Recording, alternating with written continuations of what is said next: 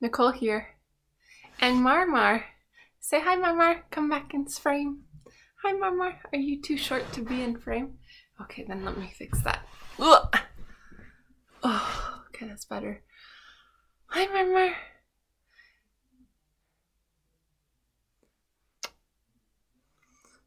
Marmar. So, Marmar, I have some bad news. Marmar is... Uh-oh, my battery's low. Oh my gosh. Okay. Well, let me go plug in my computer.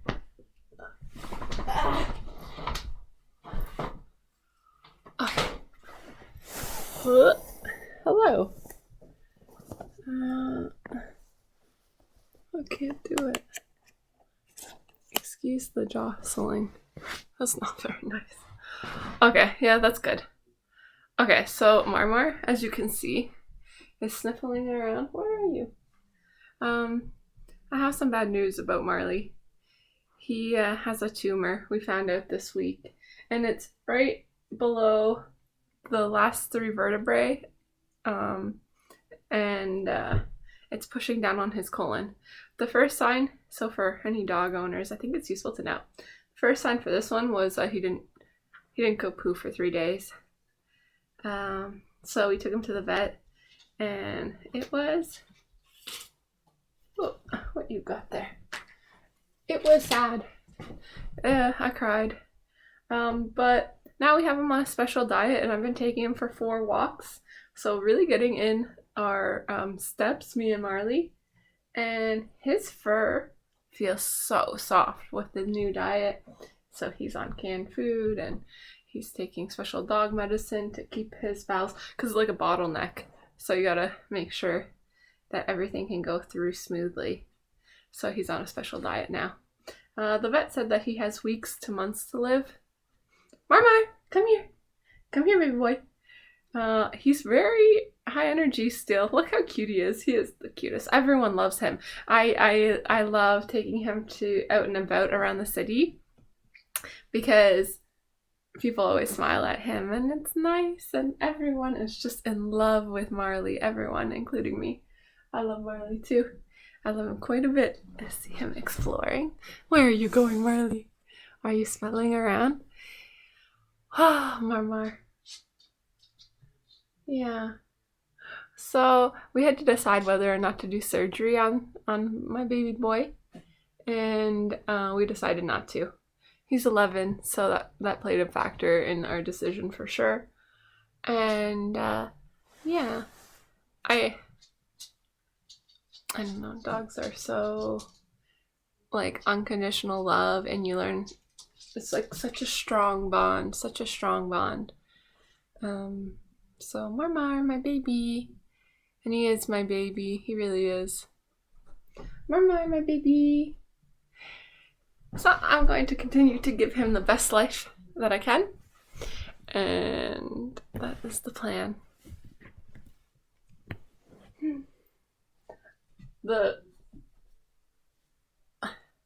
Hi, baby. Want to say hello to the fans? Hi, fans. When I used to do midwifery lectures from home, I'd roll out of bed and I'd have him on my lap.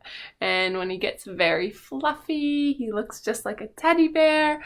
And all the other midwives really liked him. They always commented to me that he was so cute. Yeah.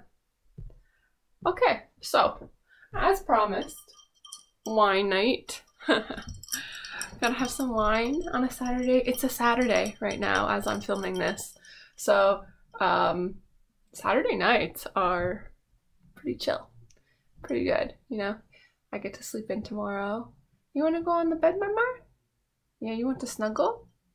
You see, he's crying. I can hear him crying. So, he wants to go snuggle. Excuse if the camera moves because you are actually on the bed.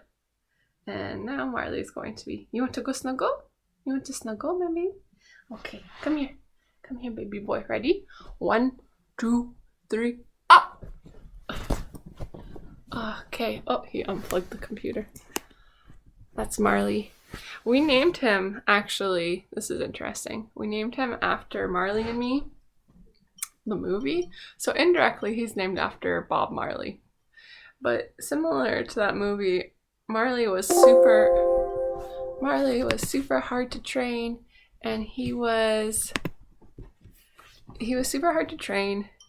He had so much energy, and that dog was also hard to train in that movie. That was what the whole concept of the movie was. And now Marley is at like 3/4 of his life is through for life expectancy, maybe a little bit more than that. And now there's something going on with his intestines and belly, and the same thing happened to that dog, except it was a different breed. But yeah, weird, eh? Namesakes. Namesakes are actually pretty important. My name is Nicole, which means victory of the people. So I'm all about, honestly, I'm all about my own happiness. I think there are 24 hours in a day. I think mostly about myself. I don't think that's that selfish. I don't know. I try not to neglect people in my life, but I think a lot about myself, and I don't know. I'm very introspective. What was I going on about? Oh, victory of the people. Okay, so my point is that I'm all about the people, and what, like, I want the best for the common good of all, the highest good of all. I don't really agree with the world, if that makes sense. How can it, like, does that even make sense? I don't agree with the way we do things. Like, I definitely don't agree that we can't easily make appointments with our local MPs for our ridings in Canada. I think that's absolute garbage. I was talking to a woman I met yesterday from England, and she was telling me that in England, you can easily make appointments with your MPs. They have office hours, essentially, where people can go and see them. And I think that that is so important. I'm shocked that we don't do that. I don't know. In the working world, things don't get done often. Like, somebody else's job, or I don't know. It's just so frustrating. Like, we should be able to make appointments with our local MPs to talk to them. And even when you get sick, I don't know. I don't find that there's much help or support.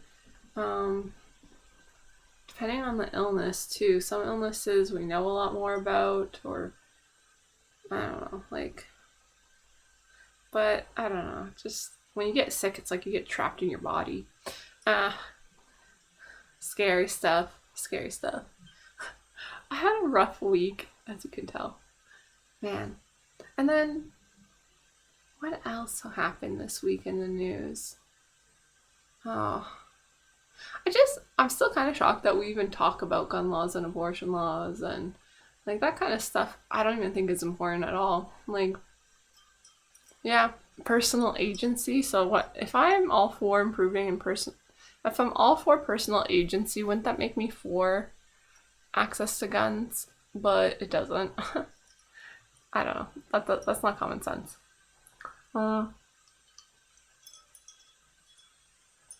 Okay. What I actually want to talk about is being a nanny. I used to be a nanny, and it brought me so much joy. And when you think about having kids, I don't know, isn't it the most important thing? Pretty sure it is. Man, I'm just feeling so sad. Holy crap. I can't think of anything to talk about. What am I supposed to talk about? My sadness? I'm pretty sad. I'm sad about Marley. I'm sad about the war. I'm sad about wasting time. I don't know, every day I have to... There's just so much stuff that happened in my life. Like, I don't even know where to begin. But I'm trying to capture it for some reason. Intuitively, I feel like this is a good idea. But also, I don't know, I really meant what I said when I said maybe some AI will see something I've said and see value in it, or can help somebody somewhere. It's certainly helping me, so I guess it's worth it. definitely. I want to see more content like this, actually. I want to talk to you. Like, I call you the human collective. I'm talking to the human collective. But I really, really want to talk to all of you. So since Marley's gone sick, I've started going on 4 walks a day. Usually my neighborhood, especially the days I work. But sometimes I go down to the bayfront in my city, and there's always people around there. And the English woman, you know how I was sitting with Marley, she was particularly friendly, and she asked me if I wanted a beer. And I said, yeah. I was like, yeah. And then I sat beside her, and we talked for an hour, and it was wonderful. I do have a lot of friends, I find, but a lot of my friends are the planner types, which to my MBTI homies, I know that not my audience. I feel like my audience right now is not my MBTI homies. I looked at the analytics, and 100% of the people that watch me are men. Holla! That's good, because I quite want to talk to you all the time. I know 100% that I'm straight, and that, this is how I know. I'm all over the place, but this is wine night. Okay, this is wine night, unscripted Nicole. All right, so I looked at my analytics, and all you guys who watch me are men. If it's accurate, which I don't see how it could be 100% accurate. There gotta be some women watching me.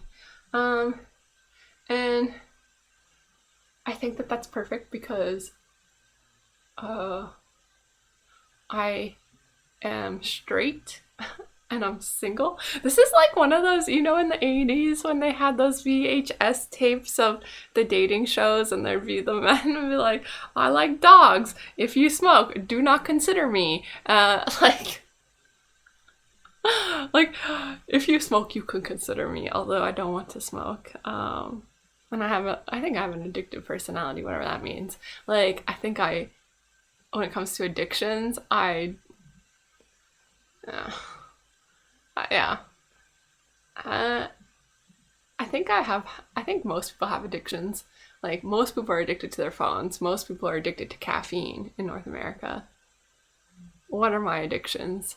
Luckily, I don't have a problem with alcohol. That one can be terrible. So I like to joke about alcohol, but if you do, like, that's pretty terrible. Alcoholism is, God. For me, pot, it's harder to quit pot than anything. So I try and stay away because it slows down my brain too. And I'm like, okay, so like, what, like, I'm still becoming a zombie. That's what I notice about work. At work, there's a lot of people who are zombies at their desk jobs, their 9-to-5 desk jobs. And it's about getting through the 8 hours or 10 hours and then going home. And if you have enough strength or energy to then put meaningful things into your personal life, which I find astronomically hard to do, although like this is my way of doing it, really. But I find it astronomically hard to do that. For people who have that balance, I'm like, wow, impressed. But also it has a lot to do with like every person's different and suited for different things, and I really don't feel suited to a desk job. Like, I really want to be out in nature, and I find that okay, so like how I even got into this mess is mostly my fault. But I mean, I don't know. It's my fault and it's not my fault. So I really wanted to be. This is like an NI inferior thing, or having an introverted intuition. Like when you just know something is right for you, or something you want, something like you really know a part of yourself well, basically your willpower, like what you want. I see it, I want it, and I know it right away. I wanted to be a midwife. I wanted to do that job out of high school, and I worked pretty hard to get really high marks because I knew that midwifery students, like most people, get in after a degree. Well, I didn't have a degree, so I had to make myself as competitive as possible. So I worked hard in grade 12. I graduated with a 97% average, and I graduated in 2011, so, because there's also this huge problem in high schools where every year, these grades keep going up, up, up these averages. But I did work hard for my 97. I was like, I want to become a midwife, so I must get 100% everywhere. And I did. Like, when I apply myself, it really goes far. When I don't apply myself, I get like zip. I get nothing. It's all or nothing with me. It always has been. And then I didn't get into midwifery. I was disappointed. You had to do an interview. I got the interview, but I was too young and I didn't have enough life experience. And I bombed that interview for sure. It's a point system. You get points, and whoever gets the top points, the 30 people get the top points in that. They send you to 8 different interviews that are 10 minutes each, and you get points. So whoever gets the most points gets in. Top 30 people. That's how that worked. So I didn't get in. So I went into nursing. I thought, well, I'll be a nurse instead, and then later in life, or when the time is right, I can go into midwifery. But I really didn't like nursing. My first year of nursing, my first year of university, I didn't fit in. Like, I really didn't fit in with the nurses. The nurses are people who are very it's like a power dynamic, a very odd power dynamic where if you show weakness, which is honestly my tendency to do to people, because I really don't trust other people. And I'm always shocked. How I learned that I don't trust other people is that I'm always shocked when people blindly trust me, and I'm like, I could rip your head off, but all right, trust me then. I don't have any desire to do anyone ill.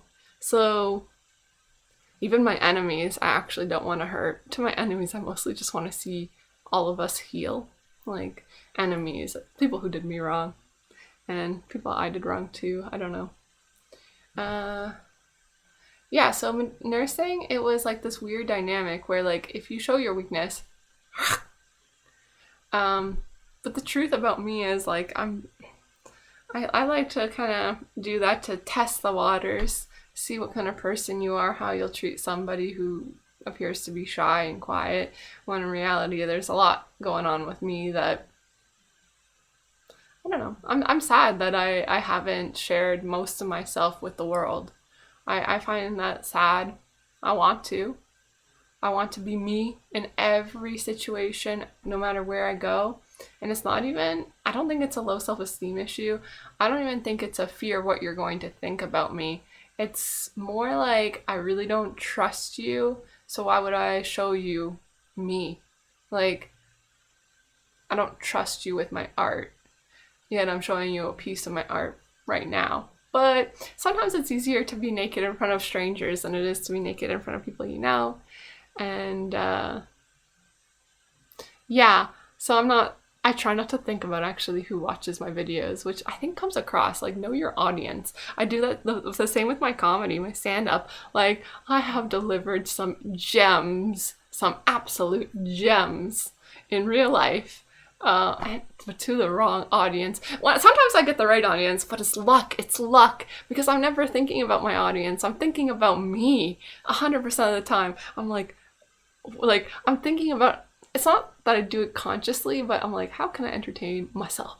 I know, I'm gonna fucking troll these people hard with my fucking humor. So sometimes I let myself, sometimes there are times when I'm more likely to be a bit more myself. But yeah, there are huge blocks in me that I'm I'm not coming out. I look out the window and I'm not coming out today, out of my inner world. Mostly because a lot of my experiences have been so I do think that I'm a particularly sensitive person. I think I was born sensitive. My mom and dad used to say when I was a baby that if they even said my name a little bit loudly, I would cry. So I do think that I was I did feel different growing up. Even in school, I was a bit different. I'm very open-minded. That sometimes gets me. I dated this one guy who told me that he built his own house, and then he made fun of me for my living situation at the time. I was living with my parents. He made fun of me for that. And then when I went and saw his house, he told me he had built a tiny house, which I thought was cool. Oh, you're trying to save the planet or whatever. But really, he just had a trailer that his dad had bought him that was sitting on his dad's farm. And I was like, wow, like that was, like that kind of stuff happens quite a bit. And it's like, it actually hurts me when like people lie and present different things and manipulation. I kind of fell into a trap with him because he told me, he was so, I'm always very curious about people. I'm very curious about them, and I'm like, I want to see you. Like, I want to see your soul. I want to see who you are. And so, anyways, he asked me to go on for our third date, he asked me to go to his family's cottage. It makes it sound like this family had money, but somehow, no, not really. But they did end up having a cottage, which was, inherited through a couple generations. And I agreed to go. The night before, I realized that this was a dumb, dangerous thing to do because I didn't really know him. And then so I went anyways because I tend to, once I say yes, I tend to never really go back on it. Like, I'm like, in my head, I'm like, I'm already committed. I have trouble changing plans. And so I went. And then it was an island, so you had to get there by boat. And I was like, when I got on the boat, I'm like, okay, if I get murdered this weekend, like R.I.P., I'm going to heaven. He did not murder me, but I did end up crying that night because he talked so much. He talked a lot. And on his dating profile, he said that he was looking for somebody who likes to talk, which I took to mean that he was quiet and was a listener type. No. He meant that he wants someone who will talk with him, and I was like, oh, I'm kind of looking for somebody who is more the listener type. I don't know, quiet but not too quiet. I don't know. I actually do know what I'm looking for, but it's more about the vibes. So going back to school, okay. So what was I saying about Miles? Miles was, yeah, I don't know, I kind of had this thing where it's like, oh, I really want to go to a cottage. I love boating. I really love boating. The weekend turned out to be okay, and we did date for a couple months, but that was a case where going to that cottage really kind of pushed the relationship a lot farther along than it really should have been. And I don't think I would do that again or make that same mistake. I don't really consider it a mistake, but I liked parts of him, parts of his personality I liked. So I think it's cool to get to know him. But oh man, he was also very neurotic, and he criticized me in subtle ways. The first time he took me to his trailer house, he put on this movie, She's Out of My League, which I was like, wow, this is a really huge subconscious hint going on. And then, because I could tell he was insecure about being with me. And then he told me, he's like, oh, I'm so upset. My dad said something that just really upset me. And I'm like, well, what? And then he said, well, he saw a picture of you and he's like, oh, so you like the chubby girls. And I was like, whoa, I'm not even chubby. But I just felt yeah, I don't know. He criticized me a lot in really subtle ways. So when it comes to dating, I haven't always made, I don't fully trust myself, but I definitely don't trust other people. So it's hard. It's really hard to date when you have that kind of mindset. I would like to be 100% free. If past lives were real, I'm pretty sure I was a bird at some point in a past life, and all I want to do is fly. All I want to do is go flying, and all I want to do is go boating and hiking and in nature and making great art. Yeah, and making babies, which I don't know. That's why I'm interested in Jordan Peterson. Jordan Peterson is I don't know. He was one of the first, I think the first person to kind of start publicizing in a really public way about, hey, we should be having babies, and basically returning to more of a balanced state of how we evolved, I say. That's how I think of it. I don't know if he says that we should work less, but I think we should work less while somehow just doing things better so that we don't actually suffer by working less. Okay, so I work for a consulting firm, which means I sell a product. I'm putting together something that I sell in order for somebody else to make more money. And that's capitalism. And you say it's a fair trade, right? Because I'm trading my work and time and skill for money, and I'm giving you this product, and then you take that product and you use it to make a lot of money by developing land. I don't know. Nobody can own land. Not really. You might have the deed to the land, the deed to the property, the deed to the house, but nobody really owns land. And when I walk around my neighborhood, I'm like thinking about my dog always wants to chase Marmar. Marmar always wants to chase rabbits, and I want to let him chase rabbits. But I can't because I'm not supposed to go into somebody else's backyard. Now, I get it. I wouldn't particularly like somebody coming into my backyard. It would scare me because that's not the norm. I'd be like, am I being robbed right now? I get it. I wouldn't like that either. But I'm also kind of like really bummed out that I can't let my dog chase. So like, I guess I just have to move out of the suburbs, right? Well, easier said than done because I have a lot of student debt from going to school. So what happened was I did a year of nursing. I really did not fit in. The nurses, they are people where you need to stand up strong and show like a tough face, tough exterior.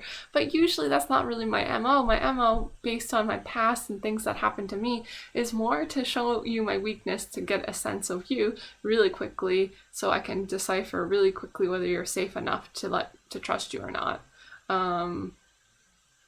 And so showing my weakness there didn't really work. I mean, I'm not really consciously aware of this. I just notice the patterns later on, like when I reflect on them. I don't do these things on purpose. This is like subconscious stuff. So, one time I remember in nursing, we had these small classes where you really get to know the people. They're 4 hours twice a week, and there's only 10 people. They're called PBLs, and which is problem-based learning, which is a term coined by McMaster, which is BS. Don't defile McMaster. Like, the spirit of McMaster is honestly embarrassed by PBL BS. PBL is just a way to minimize costs, and yeah, it does make you learn things better, but that's because you're teaching yourself them. Like, it's not necessary. There are other approaches to learning that aren't as cost effective but are good for learning. PBL is just, it's problem-based learning, but it's bullshit. Look it up, it's bullshit. So, and they like to say, like, they in the health science, like, they're full of egos. Those people are so egotistical. Like, we came up with this new way of learning, and I'm like, that's BS. Like, you're just saving costs, and now you're saying that it's a new thing that you're coined and you've pioneered like a learning strategy. It's not. Me Googling stuff on my own and coming up with my own points and my own problems is not, that's just autodidactic learning. Like, why am I paying you then at all? Like, so fuck off. I hate when like institutions take advantage of people, and I want the truth. And I see McMaster and universities in general as being fucking pathetic. Like, it's pathetic that you cut costs the way you do. It's pathetic that you're not transparent. Yeah, and midwifery is by far the worst one, especially midwifery at McMaster.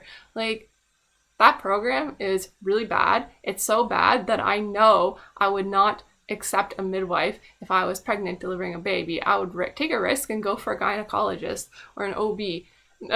I'd have an OB deliver my baby. Why? Because I know that they don't teach you how to safely deliver babies at McMaster. Like, look at their numbers. Why don't we do some research there? Look at the numbers of midwives and what kind of outcomes they have versus obstetricians.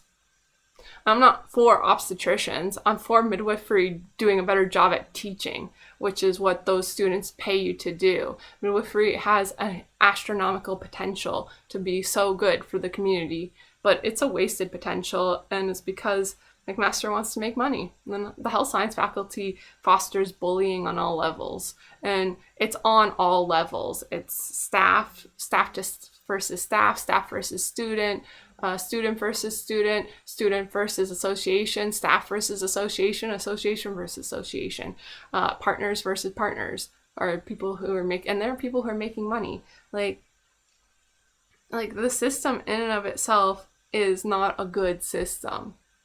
And why? Because you have partners, so you have these older midwives who run the clinics. They get paid $30,000 per midwife that is under them, that is at their clinic.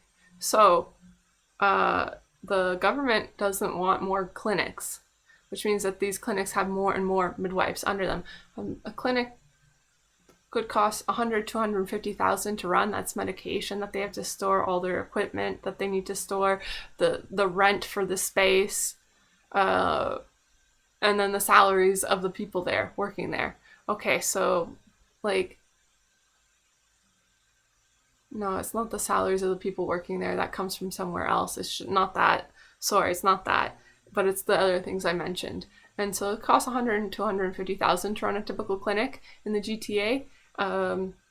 So partners who have 10 midwives under them, that's $300,000. Where do you think that profit goes? It goes into their pocket. And guess what? They're giving themselves the easiest burst. People who had like 8 babies. And you know who gets all the primips? Primips are people who haven't given birth yet.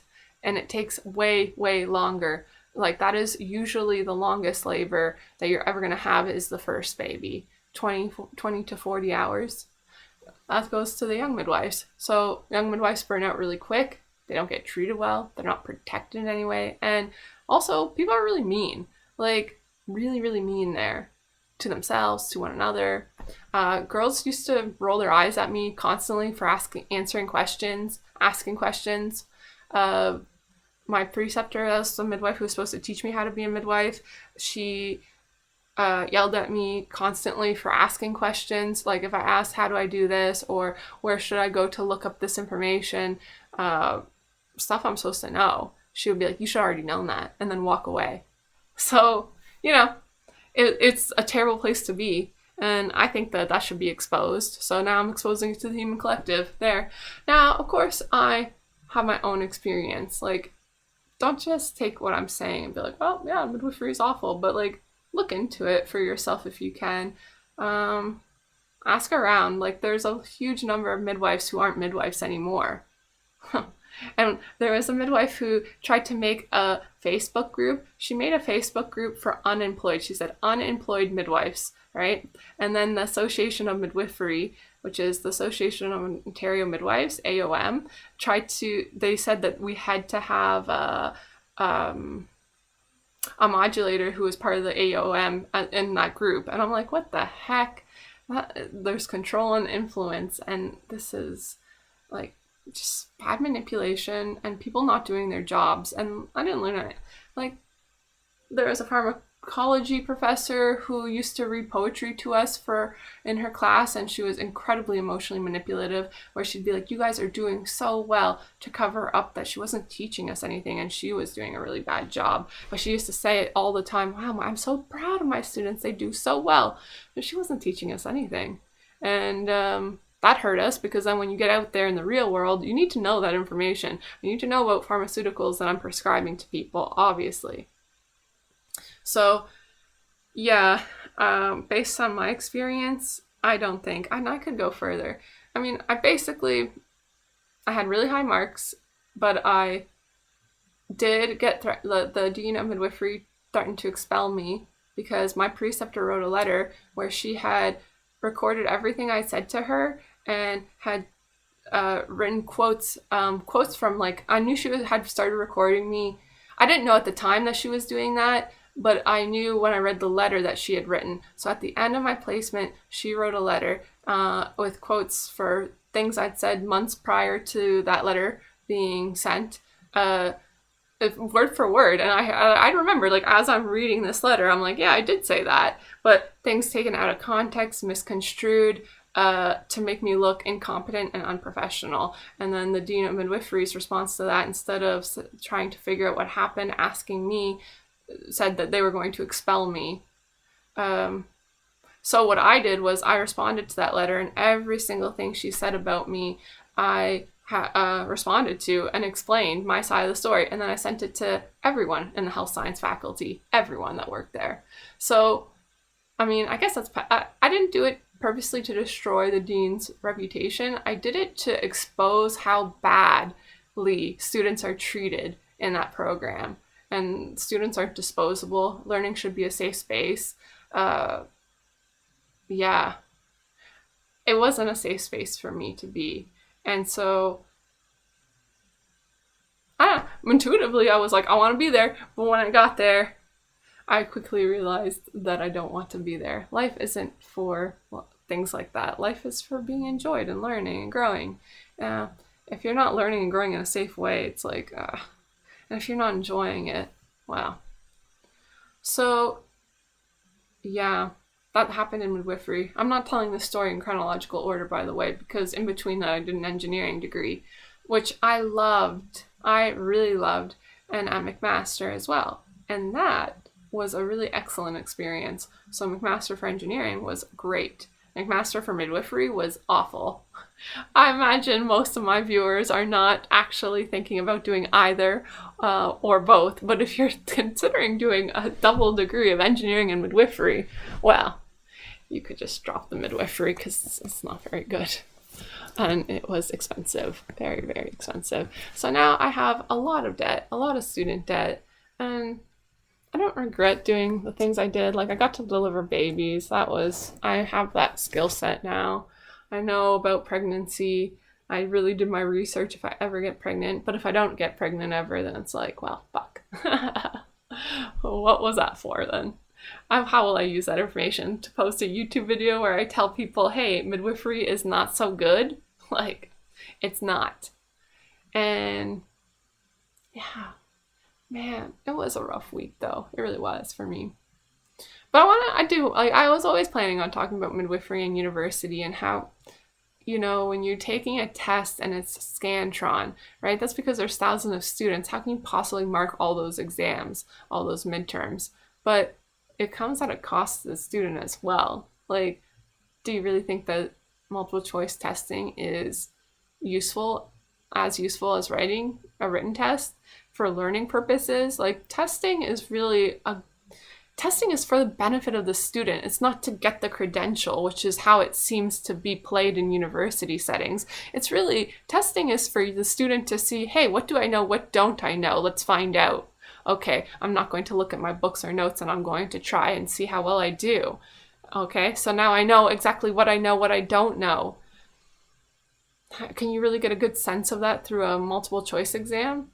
Speaking about multiple choice exams in engineering, I'm a god at engineering, I really am, because I'm very good at math and science, but I'm also very intuitive. So when math and science or my study habits fail me, I just use my intuition and usually it works out. One time I was writing a calculus exam, I think it was vector calculus, and there were 20 questions, multiple choice questions. Okay, I had 3 hours to do 20 multiple choice questions.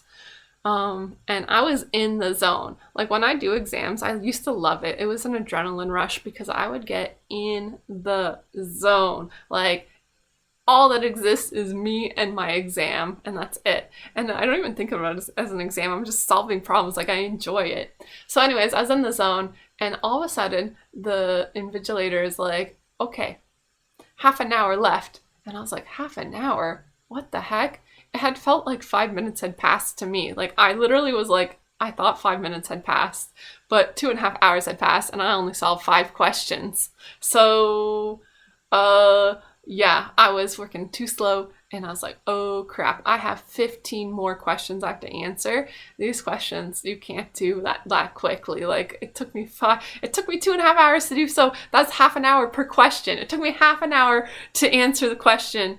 And I was like, oh crap, I'm not gonna have time to do this. So I just looked at the answers, A, B, C, D, E, F, G. Okay, which number is speaking to me? Circle that number. I passed that exam. What can I say? I passed. I passed. I got actually a pretty good mark on that exam, but it was mostly guessing.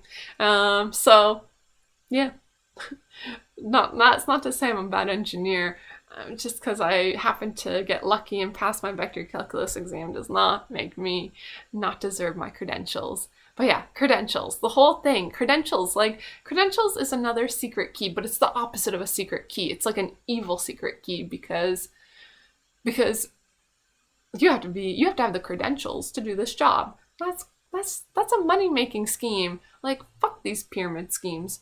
Honestly, if you have to put in money for your training, fuck that.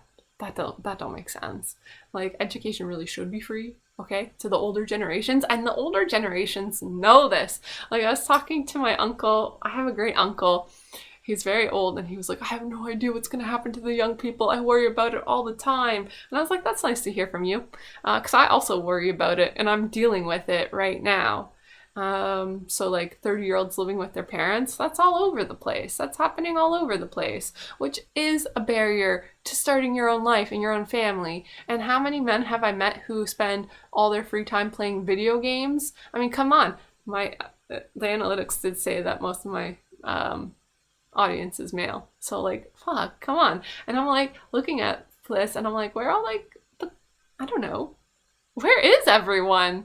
Like, I'm lonely AF, and I'm tired of watching people playing video games and then getting mad at women when women don't want to sleep with them. And it's like, well, you did nothing. Like, and that's basically what Jordan Peterson is all about. Like, that's his core message, is basically to be aligned with your soul and to buckle up for this ride of life and do things that are actually going to benefit you and have some self-discipline along the way. Because to be a functioning adult actually does require discipline. I've learned that the hard way, and it fucking sucks.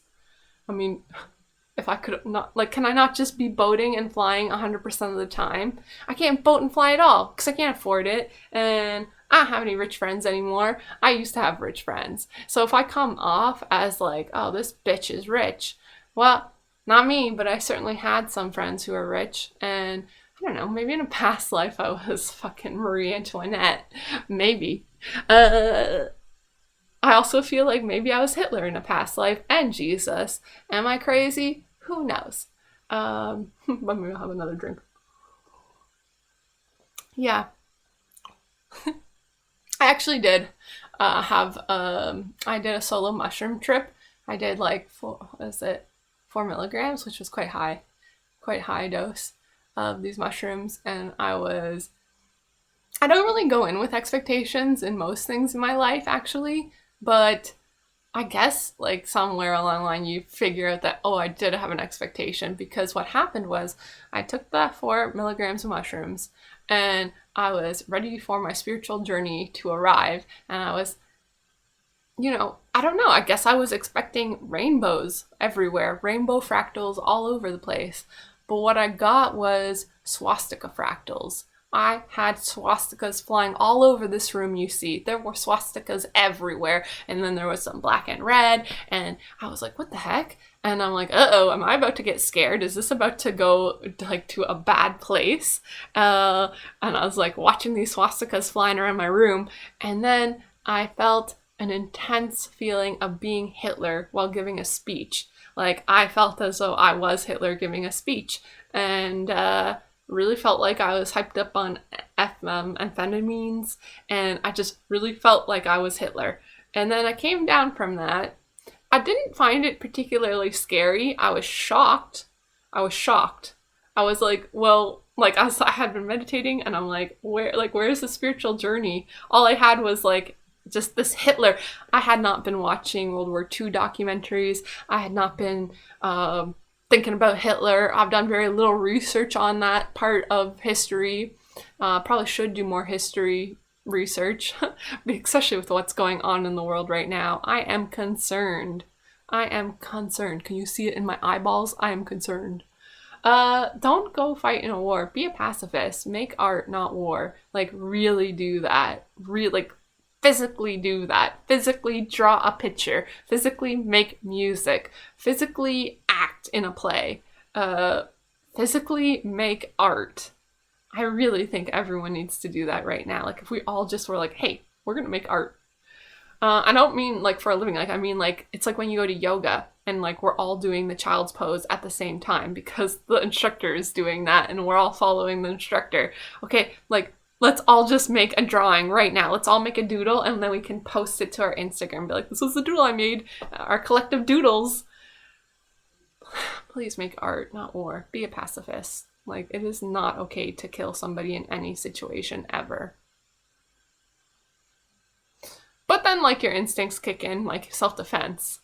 So, and if someone was coming at me with a knife, and I have a baseball bat, into the side of their head. I don't know. You know, like, I get the violence. And I think that was what the Hitler trip taught me, like, or revealed to me, was that I can have a lot of empathy for power and, like, having an appetite for power. But honestly, when someone tells you, I want to be Prime Minister of Canada, red flag number one. Why the fuck would you want to make decisions for other people?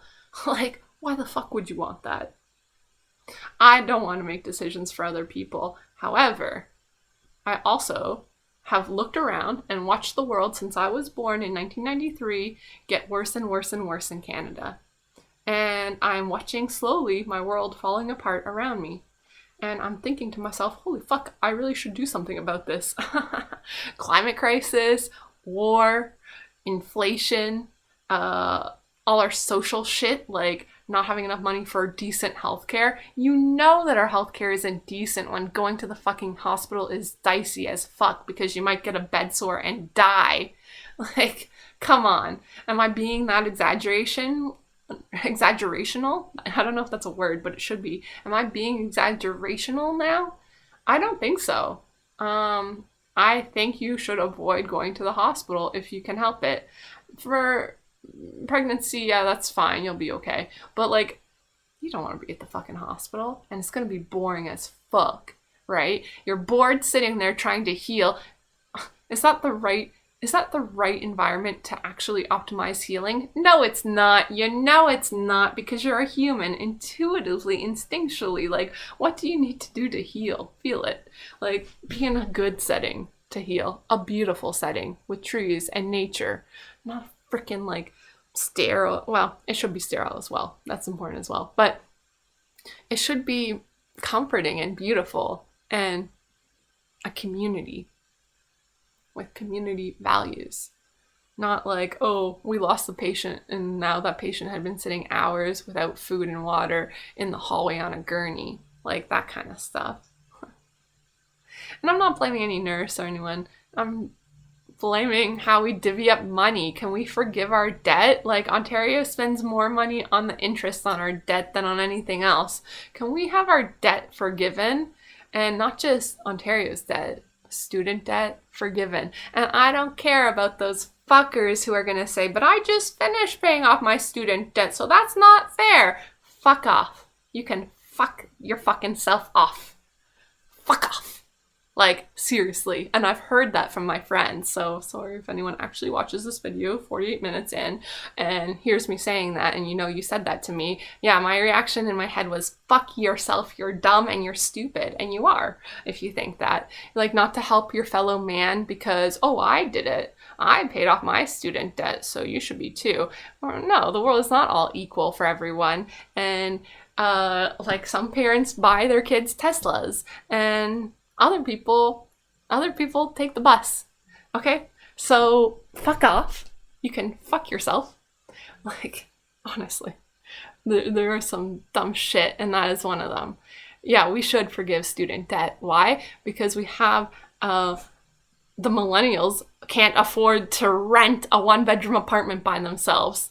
And that's not good for making fucking babies. Okay? I find it hard to fuck in this country.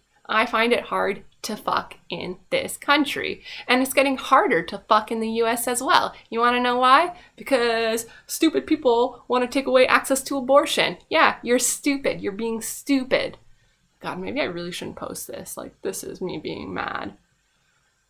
I don't know, when I get mad, like, it kind of, like, I collect everything. Like, I had a rough week. Marley has a tumor.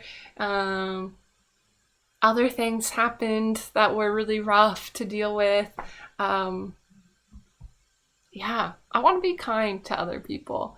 I want to be kind to the human collective. I want to be kind to God. And I'm talking about real God, like big God. I'm not talking about me or you. I'm talking about like big God and spirits. Like, I want to be kind to them. I want to be kind to myself. Well, I am kind to myself pretty much. Like, I don't know. Like, if there's one thing I can do, it's that I can give myself some leniency.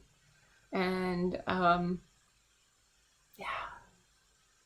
But like, Ontario spending more money on their debt. What did we do to incur this debt? Can you tell me? Like, can you specifically tell me? Because I bet you can't. And I know because I can't. Like, come on. Like, this is shit. You're born into this world. Nobody asked for this crap. Can we get along now and be nice to each other? Forgive everyone. Bam. Like, we're resetting. Everyone's debt forgiven. Oh, yeah, just forgive debt. Not mortgages, though. That's kind of different because that's a tangible asset attached to that. But forgive debt. Yeah.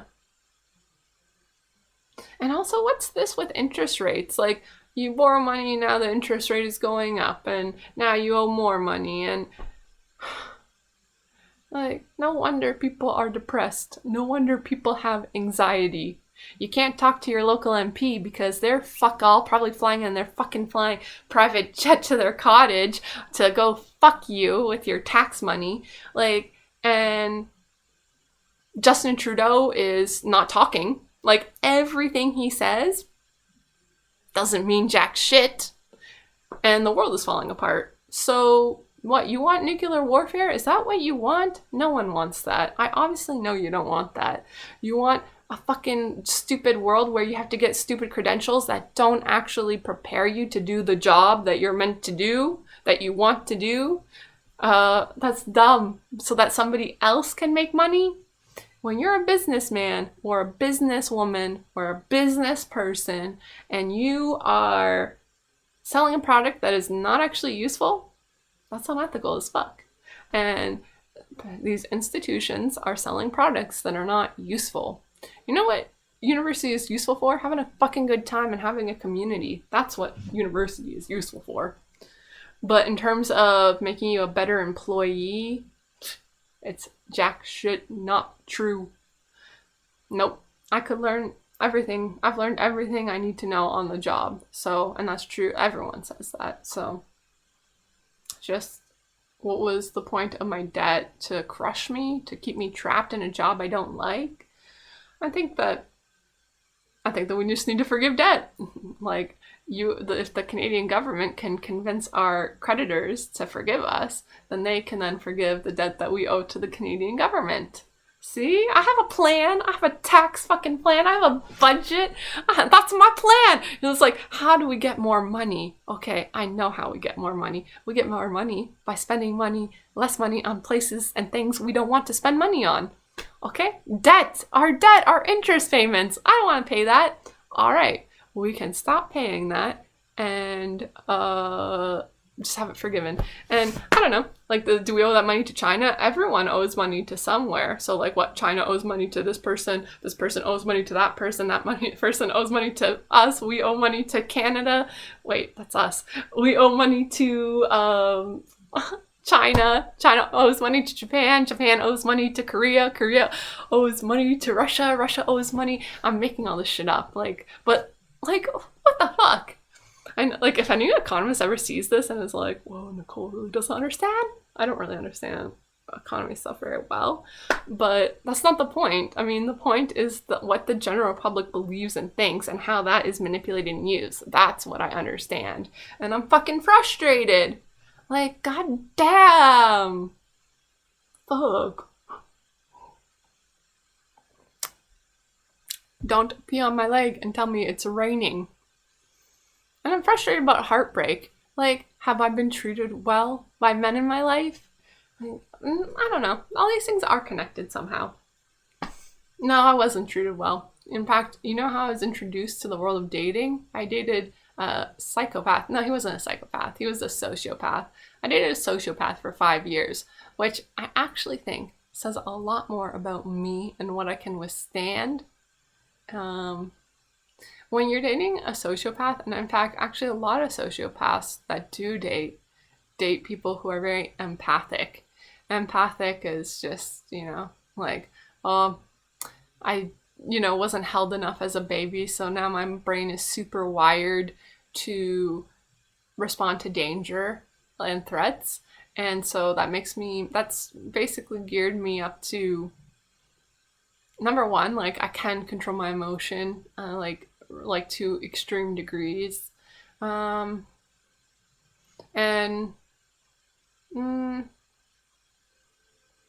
it makes me really, I don't know, I definitely have an emotional intelligence, but I think it's been incurred from suffering mostly. So I can really withstand other people suffering quite a bit and not feel as, I can withstand it in ways that other people can't.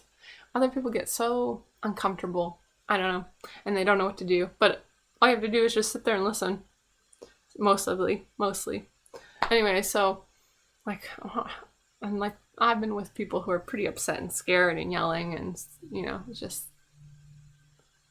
especially in labor, but other situations too. Anyway, so I dated this sociopath for 5 years, and I thought he was quirky. I was like, this guy's quirky. But it turned out that his robotic nature was not quirky. It was like he actually didn't have a very big emotional range. His emotions were like this. My emotions, I can process emotions over here. Most people are like, okay, so like everyone has a different ability to process different intensities of emotions, which is really like how much cortisol is in your system right now? How much like of all your neurochemicals, how much and like what ratios? Okay, that's the intensity of how much you feel your emotion. Okay, so most people are operating where like I can really handle and process this. But when I get outside of here, I start to like have breakdowns or manic episodes where I really can't control myself because I can't process my emotion that quickly, or that intensity I can't process. So you have a manic episode, or you have a breakdown, or a panic attack, or those things can be brought on by other stuff too, but that's you can't process the emotion. Okay, so I can process emotion like out here quite well. But I'm very and I'm also, that's not to say I don't express it. I still express it, because I express it helps me to process it even faster. So sociopaths are like this. They're like, I cannot process emotions past these. So they don't, they don't have an emotional range. They don't feel emotion the same way. And yeah, he was a sociopath, and I just was like, fuck, like he got me to process, sociopaths still have, I don't know what the language would be. They still have emotions, but they're not really processing them. They're not aware of them. So that's what makes them super impulsive. Sociopaths are very impulsive. So it's like, I think that the empathic people, or the people who can process a wider range, sometimes can pair up with sociopaths, where it's like, okay, I'm now helping you process your emotion to like an extreme extent. And that's what happens. Like when you're hanging out with a friend and they start crying, you're helping them process some of that emotion for them, right? When you feel sad, you're processing some of their emotion for them. So I was like, fuck, like I just did all that fucking emotional labor. What did I get out of that? Well, he did tell me to go and be an engineer. Well, now I'm unhappy in engineering. So that was my introduction to dating, and it did not improve from there. I don't know, like what kind of, like, I do ask myself, I'm like, what kind of people am I attracting into my life? Why? What is my vibration? Like, am I vibrating? Clearly in this video, I'm vibrating at some kind of frequency that's not particularly happy. But I'm like, what? Like, why am I attracting these weirdos into my life? And then there was Jamie. Jamie was a good boyfriend. It was an even relationship. He certainly wasn't a sociopath. That was the best relationship I ever had. And if that's the best, that's not very good, because Jamie also was kind of, sometimes he would say things that were incredibly mean, like incredibly mean, out of like, it's always felt like it was out of nowhere. But yeah, like I really didn't like my job. My first job that I worked at in engineering after I graduated, and every day at 4:50 he would text me and tell me like another day done, and that really kept me going. Like that was the sweet thing that really he was wonderful at. But there was another time when he told me I was talking and I was happy and I was kind of being like, well, for my life, I would like to have children. I'd like to do this. And we are sort of like talking about what we wanted for ourselves. And he was like, you want to have children? And I was like, yeah. And then I'm like, I think I have pretty good genes. I have a pretty face, a healthy body. And he's like, with your family's mental health? That was mean. Like, but the tone he said it, it's fair to ask that, I think. But the tone and the way he interjected it, I don't know if I got it right word for word. I think he was like, with your genes. And I'm like, what do you mean my genes? And he was like, your mental health, your family's mental health. He was like that. And then kind of like looking down on me. It certainly made me feel pretty bad. And also it hurt me as like a woman. Like, oh, okay, you don't think I'm capable of taking care of a child. You don't think I'm capable. Or you don't think I should reproduce because my genes aren't good enough. Like, it just, yeah, that really hurt my feelings. That particularly hurt my feelings. And then there was this guy that I fell in love with who just, he actually had the same name as the first boyfriend. So maybe that was red flag number one, yellow flag number one. He had the same name as my first sociopathic boyfriend. And so I called the first one number one and the second one number two. And actually, John number one ended up cheating on me with somebody with the same name as me, Nicole. And she had to change her name. Once she started living with him and his family, she had to change her name because he had gone from dating me to 2 weeks later dating a different Nicole, I guess Nicole 2.0. And Nicole 2.0 then changed her name to Jade. And I was like, wow, I never thought I'd be the source of somebody changing their name. But yeah. And she was born before me, so she had that name first, I think. But she and him cheated on me. And now they live together and have a kid, and yeah. And so when I met John number two, I thought to myself, whoa, it's like the lines were intertwined and now they're coming back together the way they're meant to be. I was wrong. I was far from meeting the right person. John number two was a lot of fun, but he introduced me to drugs, and he was so handsome, but he first off, he really has a lot of ideas about women, what women are, what a wife is, what a girlfriend is, and the roles that we play. All of that is BS. Each individual couple is unique to my male audience. Make sure you know that. And and then what else did John do?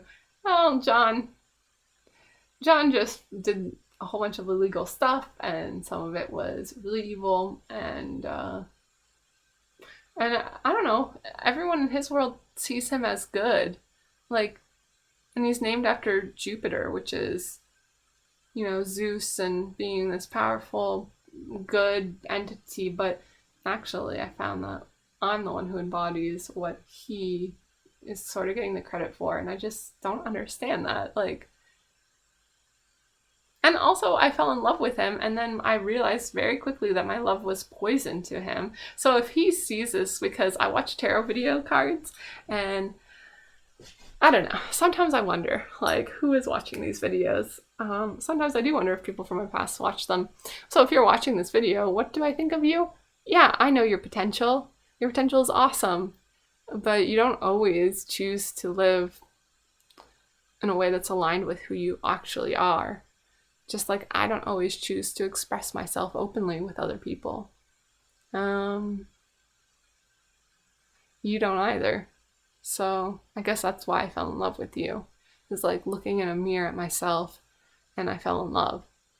But then I saw all these shadows and all these bad things, and then I saw them in me too.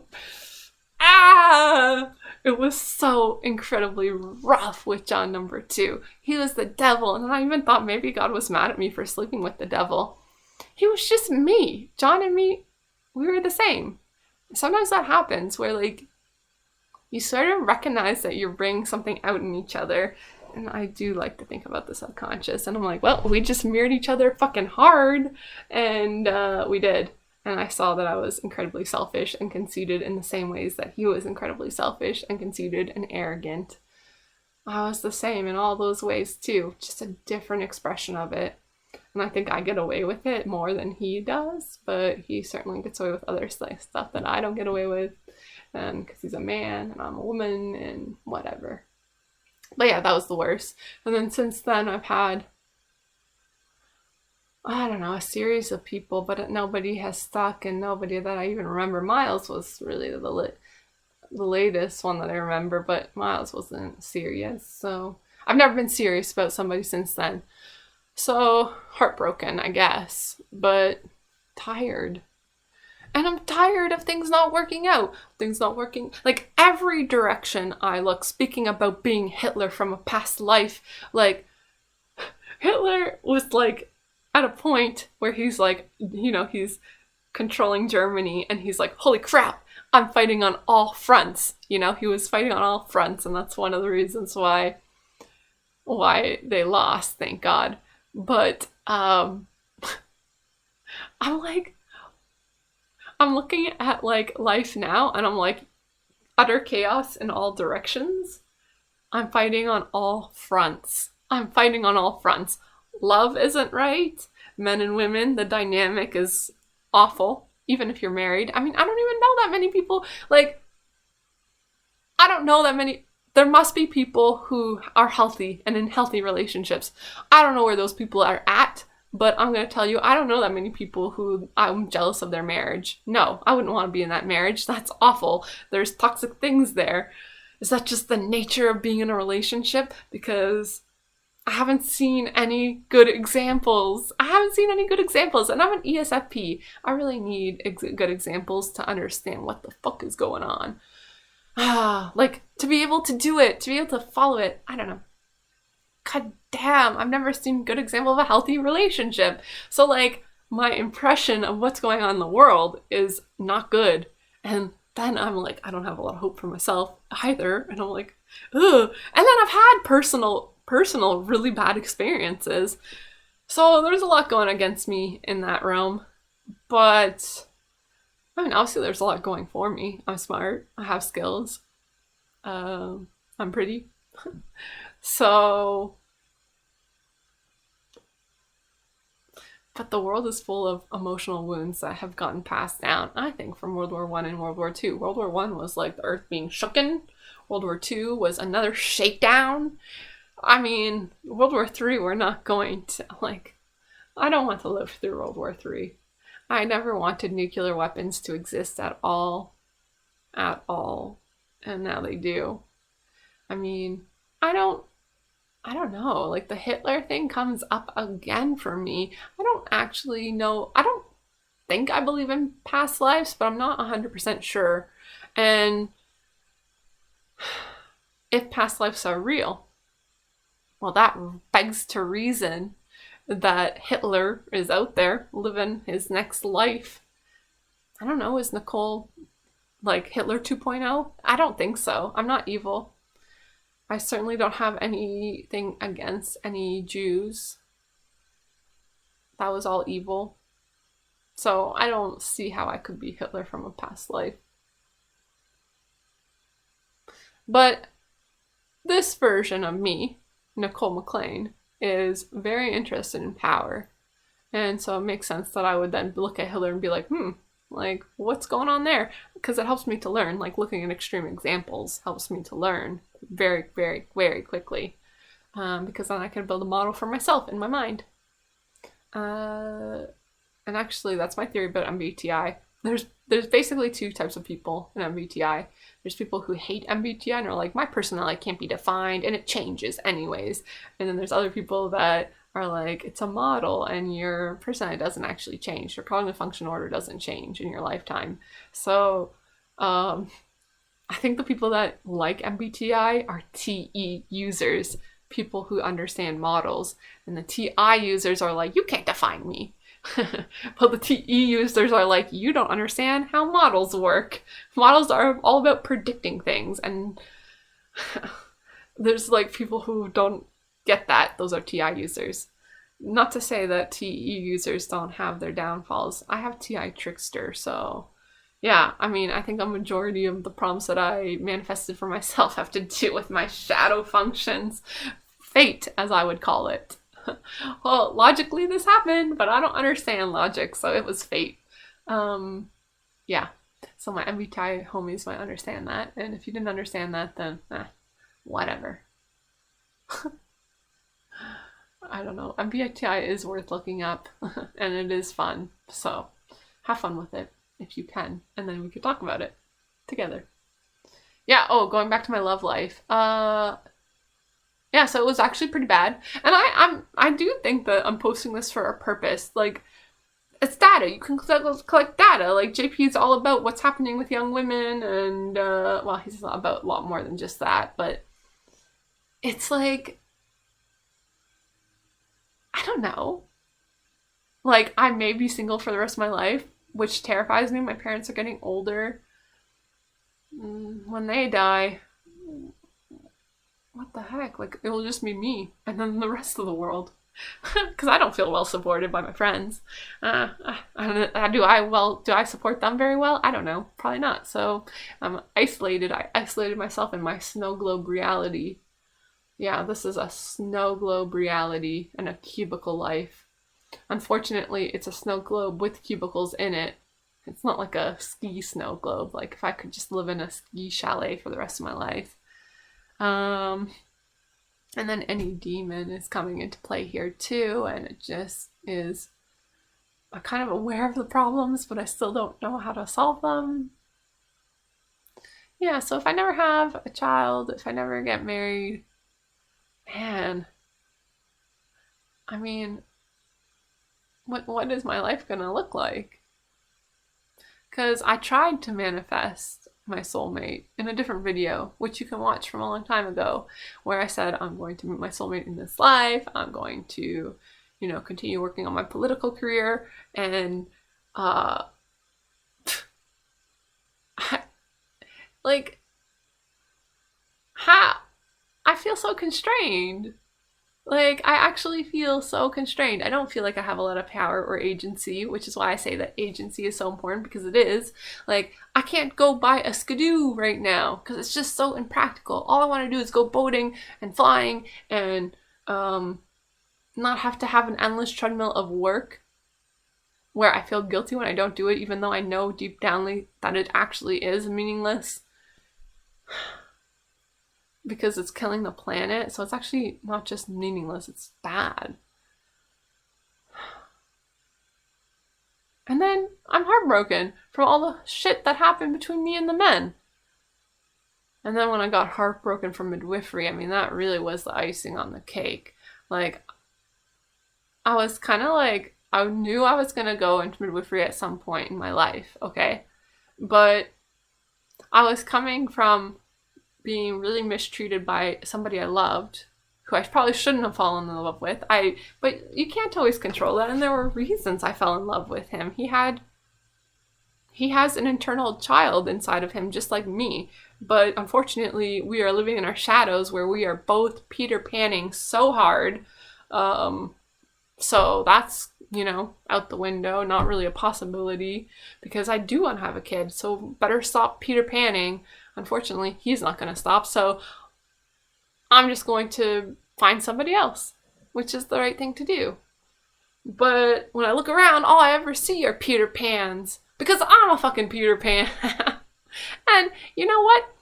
When I was born, my parents didn't know if I was going to be a boy or a girl. And yes, if I was a boy, they were going to call me Peter, because I found a Peter Pan, a Peter plaque, and I was like, what the heck is this? There's no Peter in this house. You're like, that would be your boy name if you were a boy.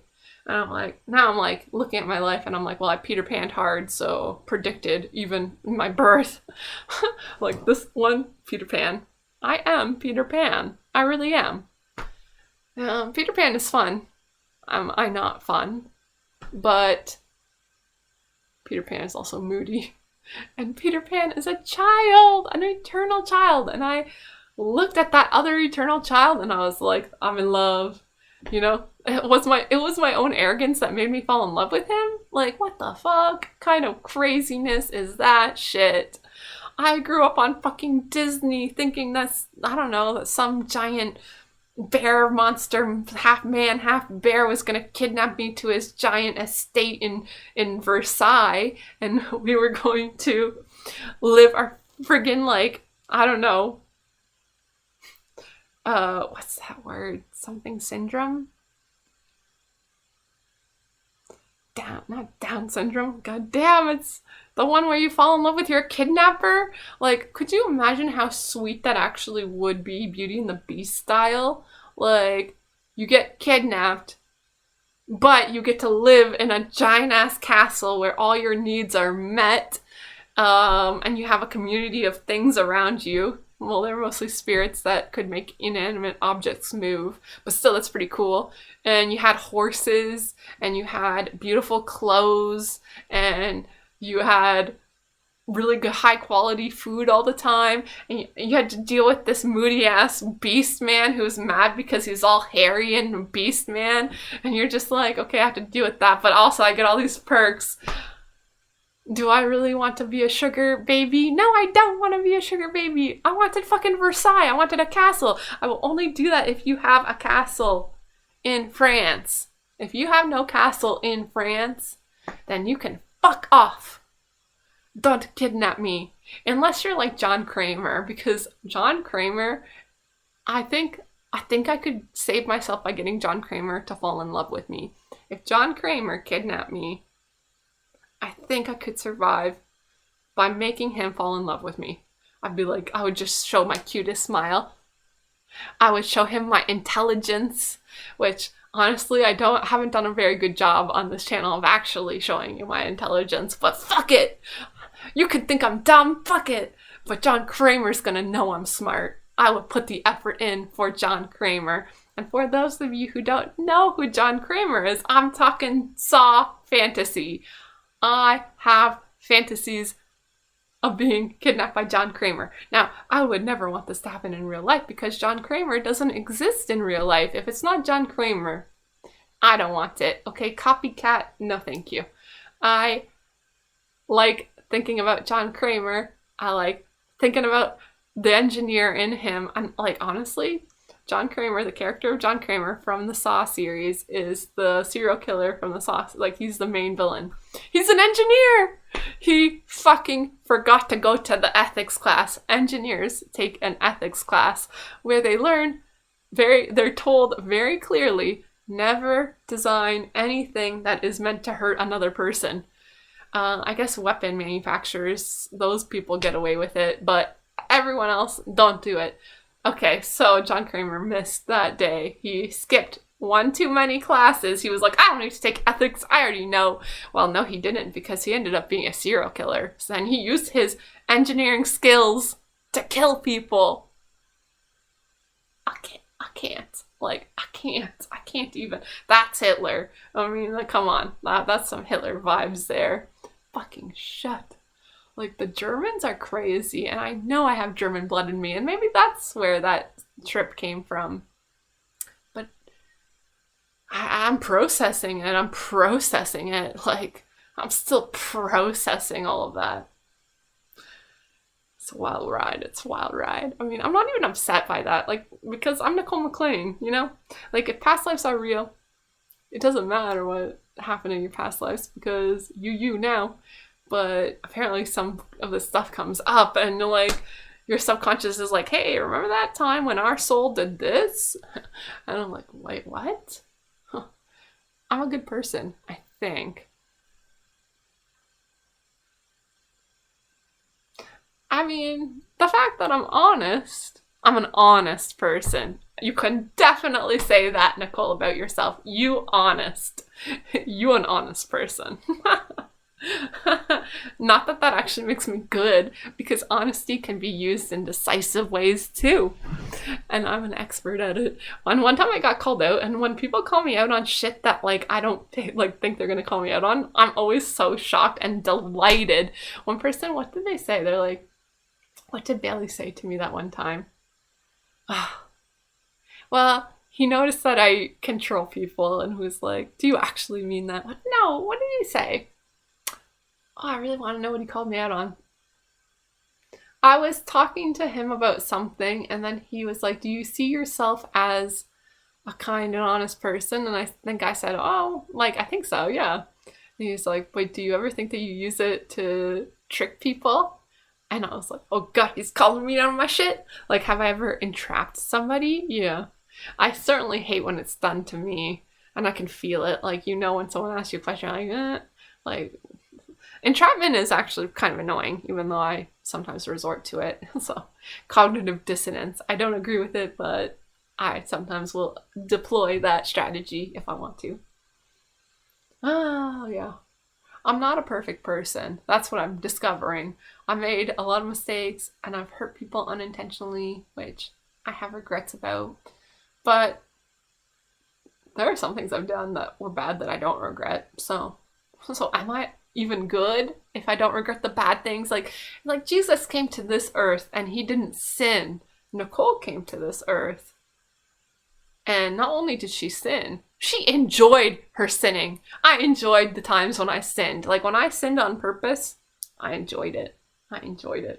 There were times when I did things and I'm like, I know this is wrong, but I am enjoying it. Like one time I was really mad at somebody for something that they did. So I ripped out their flowers from their flower bed. I went to their lawn and I took their flower, like one flower, and I ripped it out and I threw it on the lawn. I don't even know if they would know that that was me. Like, they might be like, an animal did that. But yeah, so I'm creative when I get mad. Should I even say that? Well, I mean, it could be a made-up story. It could be made up. But did I actually do it? I like the, you know, like, I say that I don't like to come out and show myself to other people, but I also sometimes do, because I like surprising people. And like, I also like the air of like, you never really quite know what is going on with me. Quite honestly, sometimes there is a plan or something happening that I'm not releasing yet to like have more of an impact later, in terms of art. But there's other times when there's fucking nothing going on, and I'm just like, well, I'll let you think there's something going on. Oh, I'm a clown. Oh, that was the other joke I wanted to tell. Okay, this is another gem of a joke. Okay, so great transition there. But we jump into a different joke. Okay, so Terrence McKenna talked quite a bit about the elves that he used to see when he would vape DMT, smoke DMT, vape DMT, whatever. And he used to talk about how there were these elves that would come to him and they would sing to him. And you know, he had this weird drawn out, like a drawl to his like, and it was wheezy. It was wheezy and it was drolly, his voice. I can hear his voice in my mind. Sometimes I pray to him. I'm like, Terrence McKenna, hello, send me your elves, please. Anyways, he was always like, the elves are out to play and they sing to you and they're always happy to see you. Okay, that's what he got quite often. I've never met the elves, okay? You know what comes to me most often? Clowns. These neon clowns. Often they have sharp teeth. They're all bobbing about, like they're just bobbing around. They don't sing to me usually. They're kind of like, heck. Like, they're kind of like, like, they're kind of like, look at me. Like, and like, sometimes you're like, is this one gonna kill me?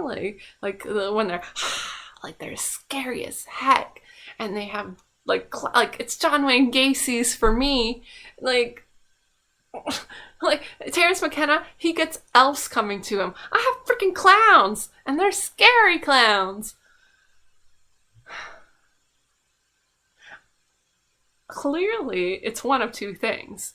It's either that I am a clown to my deepest core, and in the very sense of what clowns actually are, which I don't think everyone understands, and I kind of would prefer not to explain it because I like the air of mystery.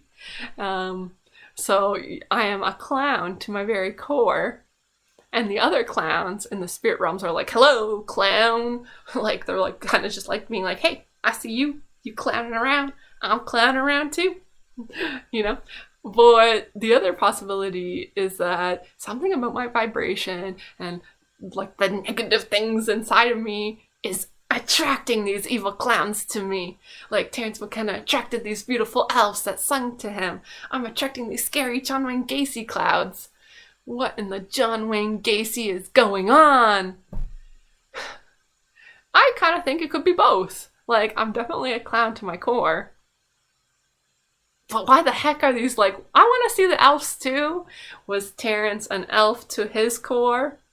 Honestly, based on his voice, yeah, that guy was an elf. Well, I'm a fucking clown. So prepare yourself. Prepare yourself for the clowning times. Okay, I will tell you what a clown is. A clown is the same as a jester, is the same as the fool. The fool is all about a paradox, okay? Paradoxes are always true. If it's a paradox, it's true, and it can be applied and used in very decisive ways.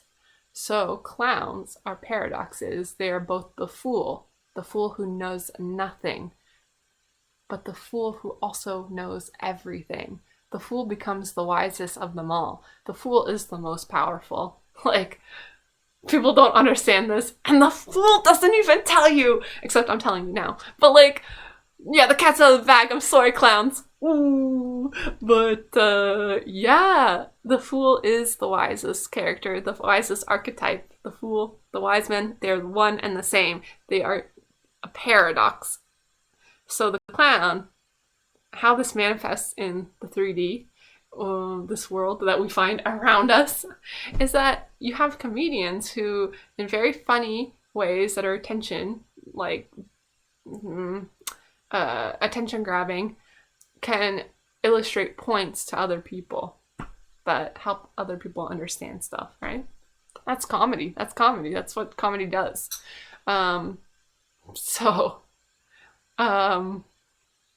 Yeah, the comedians are all clowns. They're clowns. They're incredibly smart, and they also, for me, the comedian in me, it's like I am incredibly smart, but I also have suffered quite a bit and know that the wisdom is that you have to turn towards the happiness. So when the clown laughs and smiles, yeah, you might be able to see their tears underneath the surface, but they're laughing and smiling because they're choosing to. They're choosing happiness. It's decisive.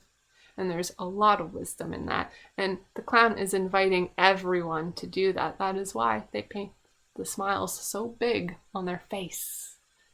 It's because, yeah, it was a conscious decision to be happy, to look towards the joy and to mine it, and to fix the things that are unfair. Yeah, clown is wise, the wisest of them all.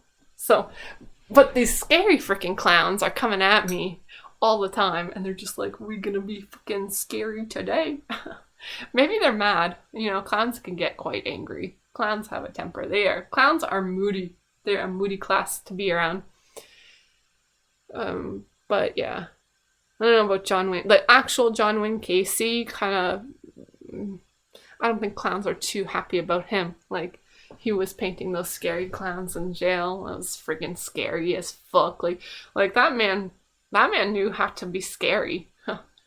I don't know what the heck produced that, but like, that's what I'm upset about actually right now, is that when we come to Earth and these intense things can happen to us, I don't really believe that any soul is evil. Like, I think that people like John Wayne Gacy are sick, and they somehow got really injured, like emotionally, psychologically, and now they are detached and they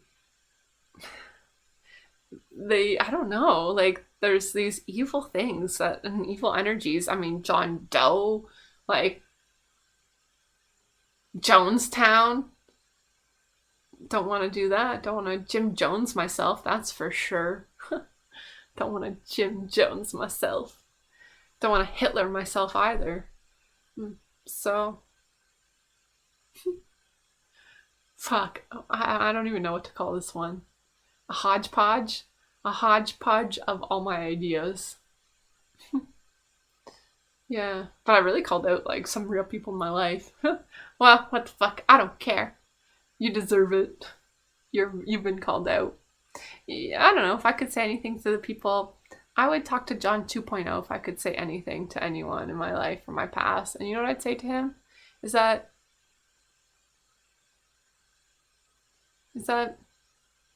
I do think that you are a good person. There you go. You got it from me. You are a good person. Yeah, I believe that, which is why I got so incredibly disappointed and hurt. If I thought you were an evil person or a bad person or I don't know. Those terms are very childish, but I did say I was a Peter Pan, so I'm gonna stick with it. If I thought you were a bad person, I wouldn't have been disappointed. I know you to be a good person, so I'm incredibly disappointed. And I don't know how to get over it, really. But I guess it's not my responsibility, so that's there. I do know how to get over it. It's not my responsibility. So, yeah. There it is. So if you do watch my videos, yeah, I think you're a good person. So your reputation is actually pretty good. Even though, I don't know, I don't always come for people's reputations. Like, so if you do me wrong, don't necessarily expect I'm going to come for your reputation. It could be something else. Like your flower bed. Oh, crap. I just feel so constrained by this society. Like, if I want to rip out your flower bed, I'm going to fucking rip out your flower bed. I mean, if we're headed to World War III anyways, we're not. Things will get better. But I'm not 100% confident as I say that, so I don't know. But if I was in the World Trade Center, September 9th, 2011, wait, no, it happened September 11th. But what year? 2001. If I was in the World Trade Center September 9th, 2001, and I was above the plane, I would be going to the bar and I would be asking people flat out. I'd be like, where are the drugs? Okay. Alcohol would not be my first choice of drug, but if that's the only one available, here we go. Shots. So same sort of theory applies. Although you have to be really careful because I can get pretty nihilistic when I'm unhappy. So you gotta make sure your mood is happy. So yeah, the world's falling apart. Keep your mood happy and have a good time. That's my plan for when the world falls apart. But in the meantime, I'm going to try and save the world, even if I do it with a lot of fucking swearing. You welcome, bitch. You welcome. Yeah, saving the world one fucking video at the time, one glass of wine at the time, trying to have a baby. And like this, I mean, I'm going to continue talking about babies. Like, it should not be that hard, if you get my drift, to make a baby. And I fucking sacrificed the last 2 years to try and build my stability, and the fucking world fell apart. And I'm like, no! When will I have a baby? I can't, because the world fell apart and I still haven't gotten closer. Like, TE child is freaking stabbing me in my gut right now because I'm all about progress, and I've been sacrificing these last 2 years I'm nowhere closer to my goal. And it's actually been longer than that. I've been working towards stability my whole adult life, and I have yet to achieve stability. And what I define stability as is being happy with my day to day while having, you know, food, temperature control, water, shelter, clothes.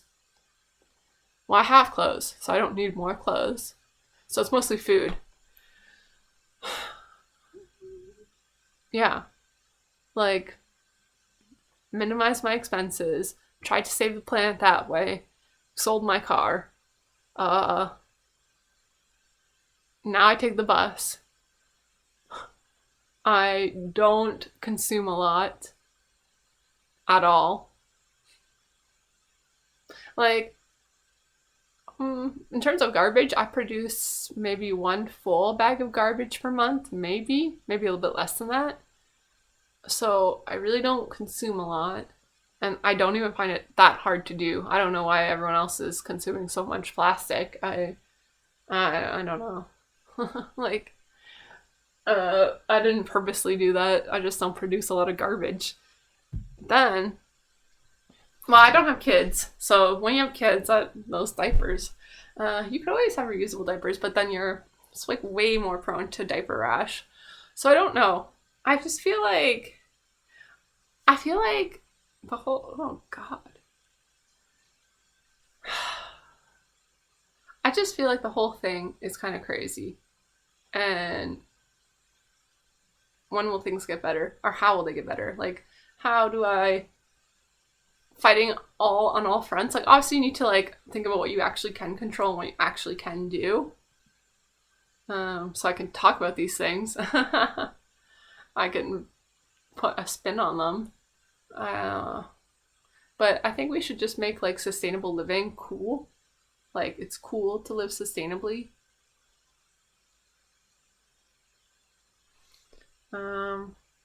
Yeah. I'll try not to swear as much. Peace out, Girl Scout. I think we got this, but if we don't got this, plan B was to have a good time while the world falls around. Like, okay, I might die, but I'm gonna friggin' have a good time beforehand and enjoy as much as I can this beautiful earth, which is so beautiful. But roads are fucking ugly. Alright, peace out, Girl Scout. I'll try to be in a better mood. Likely I will. Well, who cares if I'm in a better mood or not? Yeah, who cares? Peace out, Girl Scout.